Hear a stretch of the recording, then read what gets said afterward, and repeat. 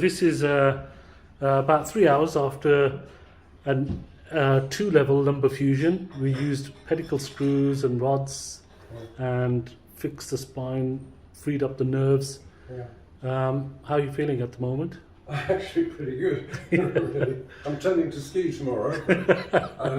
No, we'll hold off the skiing for tomorrow. And that pain that you're getting in the legs? No pain in the legs. No pain. Fantastic. How's your posture? Is it all right? What prostate? Posture? Oh, posture. Posture's better.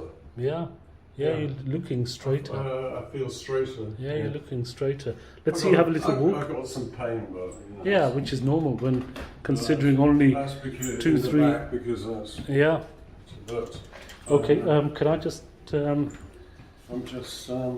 Okay, and so this is what we ended up having to do. We did the fusion, 2-level lumbar fusion with screws, and here you are standing here feeling okay. Yeah. Ready to go, really.